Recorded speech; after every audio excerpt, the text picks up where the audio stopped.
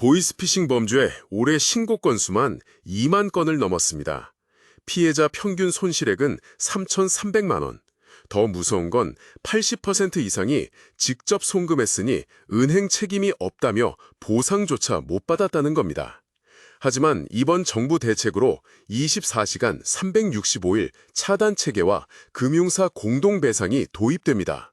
지금부터 달라지는 제도를 짚어드리겠습니다. 보이스피싱, 여전히 나는 절대 안 당해 라는 착각 속에서 많은 분들이 방심합니다. 하지만 통계는 냉정합니다.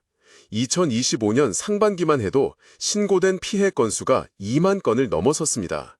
단순히 하루에 100건이 넘는다는 이야기죠. 평균 피해 금액은 건당 3,300만 원, 평생 모은 퇴직금, 노후 자금이 하루아침에 사라진 겁니다. 문제는 그동안 피해자 대부분이 보상을 제대로 받지 못했다는 데 있습니다. 왜냐하면 내가 직접 이체한 돈이라는 이유로 은행이 책임을 회피할 수 있었기 때문입니다. 사실상 피해자 책임 전가였죠. 그 억울한 사례들을 현장에서 수도 없이 보아왔습니다. 이제는 달라집니다. 2025년 8월 28일 정부가 보이스피싱 근절 종합대책을 발표했습니다. 핵심은 두 가지입니다. 첫째, 24시간 365일 즉시 대응 체계. 둘째, 금융사가 과실이 없어도 전액 배상 가능한 구조. 여기에 통신사 대포폰 관리 강화까지 포함되며 제도적 전환점이 마련된 겁니다. 오늘 영상에서는 바로 이 지점부터 출발합니다. 왜 이런 제도가 필요하게 되었는지, 해외에서는 어떻게 막고 있는지, 그리고 한국 대책은 어떤 모습으로 자리 잡는지 차근차근 풀어드리겠습니다. 무엇보다 중요한 건 여러분이 당장 실천할 수 있는 예방 루틴과 대응 방법입니다. 끝까지 함께 하신다면 나는 당하지 않겠다는 막연한 믿음이 아니라 실제로 막아내는 습관을 얻어가실 수 있을 겁니다. 보이스피싱이 왜 이렇게까지 반복되는 걸까요? 구조를 차근차근 뜯어보면 답이 나옵니다. 가장 흔한 패턴은 이렇습니다. 처음엔 음성통화나 문자 혹은 카카오톡 같은 메신저를 통해 접근합니다. 당신 계좌에서 이상 거래가 발생했다라든지 아들이 급하게 돈이 필요하다 같은 급박한 상황을 연출하죠. 피해자는 놀라서 일단 통화에 끌려 들어갑니다. 그 다음 단계가 핵심입니다. 권유형 송금 유도, 직접 은행 앱을 켜서 이체하라는 식으로 지시합니다. 이렇게 본인이 손가락을 움직여 송금을 하게 만들면 법적으로는 자발적 이체로 분류됩니다. 바로 이 지정이 지난 수십 년간 배상을 막아왔던 원인입니다. 은행은 늘 이렇게 말했죠. 고객님이 직접 송금하셨으니 우리 책임이 아닙니다. 실제로 상담 현장에서 가장 많이 들은 말이 내 잘못 같아서 차마 말도 못했다는 겁니다. 피해자가 스스로를 탓하게 만드는 구조, 이게 보이스피싱의 가장 교묘한 지점입니다. 하지만 이번에 바뀐 제도의 포인트가 여기 있습니다. 24시간 365일 대응 체계가 구축되면서 신고 즉시 은행과 통신망이 연동되어 10분 안에 의심 계좌와 번호를 차단할 수 있게 됩니다. 피해자의 직접 송금 여부와 상관없이 금융사가 일단 전액을 배상할 수 있는 법적 근거도 마련되는 거죠. 이 구조 전환은 굉장히 큰 의미가 있습니다. 개인에게만 지워졌던 책임을 금융사와 통신사, 나아가 제도 전체가 나눠 갖게 된다는 겁니다. 이제 피해자는 더 이상 홀로 싸우지 않아도 됩니다. 그렇다면 해외에서는 어떻게 막고 있을까요? 이어서 해외 사례 압축, 영국, 싱가포르에서 구체적으로 보여드리겠습니다. 보이스피싱, 사실 한국만의 문제가 아닙니다. 전 세계적으로 디지털 금융이 확산되면서 동시에 급증한 범죄 유형이죠. 그렇다면 해외는 어떻게 대응하고 있을까요? 가장 자주 언급되는 곳이 영국과 싱가포르입니다. 먼저 영국 사례를 보겠습니다. 영국은 APP 사기, 앱 오토라이스드 푸시 페이먼트 프로드라는 이름으로 우리와 똑같은 유형의 피해가 발생했습니다. 본인이 직접 송금 버튼을 눌렀는데 사실은 속아서 한 거라는 점에서 배상 여부가 늘 쟁점이었죠. 그래서 영국 금융금감독 당국은 강력한 원칙을 세웠습니다. 은행이 반드시 피해자에게 우선 배상해야 한다는 겁니다. 상한선도 명확합니다. 최대 8만 5천 파운드, 우리 돈으로 약 1억 5천만 원까지 보상됩니다. 더 중요한 건 속도인데요. 피해가 발생하면 5일 안에 지급하도록 제도를 설계했습니다. 그 덕분에 영국에서는 뒤늦게 알았을 때는 이미 늦었다는 절망이 조금은 줄어들게 된 거죠. 이번에는 싱가포르 사례를 볼까요? 싱가포르는 Shared Responsibility Framework, 즉 공동 책임 구조를 만들었습니다. 은행, 통신사, 그리고 이용자까지 각각 단계별로 책임을 나눠서 지도록 한 겁니다. 예를 들어 은행이 보안 절차를 제대로 갖추지 않았다면 은행 책임, 통신사가 대포폰이라 스팸 메시지를 걸러내지 못했다면 통신사 책임, 이용자가 명백한 경고를 무시했을 경우엔 일부 본인 책임, 이렇게 분담하는 방식입니다. 이 구조의 장점은 명확합니다. 누구 하나만 잘못해서 피해가 발생한 게 아니라 여러 단계에서 허점이 생길 수 있다는 현실을 제도적으로 인정한 겁니다. 물론 영국과 싱가포르 제도에도 논쟁은 있습니다.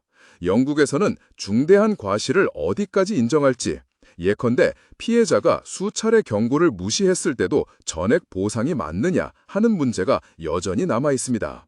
싱가포르도 국제 송금 같은 복잡한 거래까지 다 커버하지 못하는 한계가 있죠. 하지만 중요한 건 이겁니다. 개인 책임에서 제도 책임으로 이동. 한국도 이제 여기에 발을 맞추고 있다는 사실입니다. 그동안 피해자는 늘 외로웠지만 이제는 은행, 통신사가 함께 책임을 져야 한다는 흐름이 굳어진 겁니다. 그렇다면 한국의 제도는 지금 어디까지 와 있을까요? 자, 그렇다면 한국은 어디까지 와 있을까요? 2025년 8월 28일 정부가 발표한 보이스피싱 근절 종합대책은 크게 세 가지 축으로 요약됩니다. 첫째는 24시간 365일 즉시 대응 체계입니다. 예전에는 피해를 알아채고 은행에 신고했을 때 이미 계좌에서 돈이 빠져나간 뒤였죠. 그런데 이제는 신고가 접수되면 은행과 통신망이 동시에 움직입니다. 10분 안에 의심 계좌와 발신 번호를 차단하는 구조가 만들어진 겁니다. 피해 확산을 실시간으로 막겠다는 거죠. 둘째는 금융사의 책임 강화입니다. 지금까지는 고객이 직접 송금했으니 은행 책임이 아니다라는 말로 대부분 보상이 거부됐습니다. 하지만 이제는 금융사 과실이 없어도 피해액 전액 배상이 가능하도록 법제화가 추진됩니다. 쉽게 말해 개인이 홀로 떠안던 무거운 짐을 제도적으로 나눠 갖도록 한 겁니다. 셋째는 통신사 책임 확대입니다. 대포폰, 대량 스팸 문자 같은 것이 보이스피싱의 핵심 도구였죠. 이제는 통신사가 이를 제대로 관리하지 못하면 등록 취소나 영업정지까지 당할 수 있게 됩니다. 단순히 권고가 아니라 강제력 있는 제재가 도입된 겁니다. 여기에 더해 정부는 범정부 태스크포스를 상시 운영하며 금융위원회, 경찰청, 방통위, 개인정보보호위원회까지 전 부처를 연결했습니다. 피해 발생, 즉시 신고, 10분 차단, 환급 절차까지 이어지는 체계가 본격적으로 가동되는 셈입니다. 중요한 건 이 변화가 제도 차원에서만 머무르는 게 아니라 우리 생활 속 루틴으로 이어져야 한다는 겁니다. 제도가 아무리 좋아져도 우리가 매번 방심한다면 피해는 계속됩니다. 결국 관건은 생활화된 예방 습관입니다. 보이스피싱을 막는 데 있어 가장 중요한 건 우리가 반복하는 치명적인 실수를 피하는 겁니다. 실제 상담 현장에서 보면 피해자의 80% 이상이 같은 패턴에 걸려들었습니다. 그 공통된 함정을 세 가지로 정리할 수 있습니다. 첫 번째 실수는 링크와 앱 설치입니다. 문자로 오는 보는 확인, 계좌 이상 거래 알림 링크를 무심코 누르고 안내된 대로 앱을 깔아버리는 순간 휴대폰은 범죄자에게 통째로 열려버립니다. 본인도 모르는 사이에 계좌 접근 권한을 넘겨준 꼴이 되죠. 그래서 기억하셔야 합니다. 링크와 앱은 절대 즉시 반응하지 말 것. 조금이라도 의심되면 직접 은행 앱을 켜서 확인하는 게 정답입니다. 두 번째 실수는 고액, 당일 송금 지시를 고지고대로 따른다는 겁니다. 사기꾼들은 늘 이렇게 말합니다. 오늘 안에 송금해야 합니다. 내일은 늦습니다. 이 긴급성이 사람의 판단력을 흐리게 합니다. 하지만 실제로 은행이나 수사기관은 절대 그렇게 지시하지 않습니다. 여기서 여러분이 해야 할 건 간단합니다. 고액 송금 요청이 들어오면 무조건 시간을 벌고 은행에 직접 확인하는 겁니다. 세 번째 실수는 콜백 번호를 그대로 믿는 겁니다. 사기꾼들은 저희가 드린 이 번호로 다시 전화 주시면 됩니다 라고 합니다. 피해자 입장에서는 친절해 보이죠. 하지만 사실은 그 번호까지도 사기꾼이 준비해둔 가짜 창구입니다. 그러니 반드시 공식 홈페이지에 적힌 은행, 경찰, 통신사 번호로만 다시 걸어야 합니다. 이 세 가지만 피해도 보이스피싱의 절반 이상은 막을 수 있습니다. 중요한 건 머릿속에서 떠올리는 습관입니다. 링크가 왔을 때, 송금을 요청받았을 때, 콜백 번호를 들었을 때 멈추고 확인한다. 이 한 가지만 기억해도 피해 가능성은 확 줄어듭니다. 앞에서 피해야 할 실수를 짚어봤다면 이번에는 실제로 생활 속에서 반드시 갖춰야 할 안정 루틴을 말씀드리겠습니다. 상담 현장에서 가장 효과적이었던 5가지 단계를 정리했습니다. 첫째, 이체 전 음성 안개문을 확인하세요. 은행 앱이나 공인 앱에서는 실제 송금 전에 반드시 이 거래는 본인 책임입니다 라는 안내가 뜹니다. 이때 멈추고 내가 정말 아는 사람에게 보내는 게 맞는지 다시 확인하는 습관을 들이셔야 합니다. 혹시라도 의심된다면 앱 안에서 직접 최근 알림과 거래 내역을 확인하세요. 둘째, 문자 도착 시 발신자 등록제와 스팸 차단을 재점검하세요. 스마트폰에는 발신자 등록제 기능이 있습니다. 은행, 카드사, 통신사 번호를 미리 등록해두면 낯선 번호로 오는 문자와 구분할 수 있죠. 동시에 스팸 차단 설정을 켜두면 대량 발송 문자 상당수를 걸러낼 수 있습니다. 오늘 영상 끝나고 바로 휴대폰 설정을 확인해 보시길 권합니다.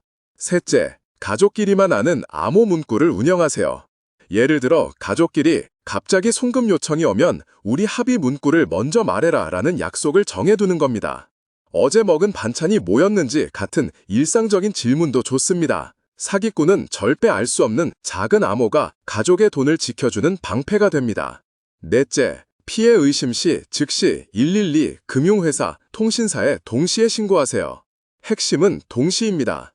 한 곳만 알리면 다른 채널로 돈이 빠져나갈 수 있습니다. 번호와 계좌를 동시에 차단해야 하기 때문에 세 군데 모두에 즉시 신고해야 효과가 있습니다. 이 루틴이 자리 잡히면 피해 확산을 10분 안에 막을 수 있습니다. 다섯째, 환급 절차와 분쟁 창구까지 미리 알아두세요. 만약 피해가 발생했다면 은행과 금융감독원 분쟁조정위원회를 통해 환급 절차를 밟을 수 있습니다. 최근엔 배상 기준이 강화되면서 환급 가능성이 크게 높아졌습니다. 중요한 건 증거자료, 통화 녹취, 문자 캡처, 이체 내역을 남겨두는 습관입니다. 그래야 나중에 분쟁 조정에서 불리하지 않습니다. 이 5가지 단계는 단순히 머리로만 아는 게 아니라 생활 속 루틴으로 자리 잡아야 합니다. 그래야 위기 상황이 닥쳤을 때도 몸이 먼저 움직입니다. 보이스피싱은 발생 순간 차단이 가장 중요하지만 동시에 사후 절차를 얼마나 꼼꼼히 밟느냐에 따라 환급 가능성이 달라집니다. 실제 상담 현장에서 느낀 건 증빙을 얼마나 잘 남겼느냐가 피해 복구의 절반을 좌우한다는 사실이었습니다. 첫째, 기록을 남기셔야 합니다. 통화는 녹취를 하고 문자 메시지는 캡처해 두셔야 합니다. 계좌 이체 내역도 즉시 저장하세요. 이 자료들이 나중에 금융회사 분쟁 조정이나 경찰 수사에서 핵심 증거가 됩니다. 단순히 전화가 왔다는 말보다 실제 기록이 있는지가 결정적입니다. 둘째, 동시 통보를 원칙으로 하셔야 합니다. 은행은 보낸 곳과 받은 곳 두 군데 모두에 알려야 하고 통신사와 경찰에도 즉시 신고해야 합니다. 특히 경찰은 신고 접수 번호를 부여하는데 이 번호가 있어야 금융사나 통신사에서 정식 절차를 밟을 수 있습니다. 한 곳만 알리면 안 되고 반드시 동시에 움직여야 합니다. 셋째, 환급, 분쟁 채널을 이해해야 합니다. 국내에서는 금융회사 자체 보상 절차와 금융감독원의 분쟁 조정이 주요 루트입니다. 하지만 기대치를 현실적으로 조정할 필요가 있습니다. 예를 들어 영국은 최대 1억 5천만 원 상한선이 있지만 한국은 아직 단계적으로 제도를 확장 중입니다. 싱가포르처럼 공동 책임 구조도 들어왔지만 세부 기준은 계속 변할 수 있습니다.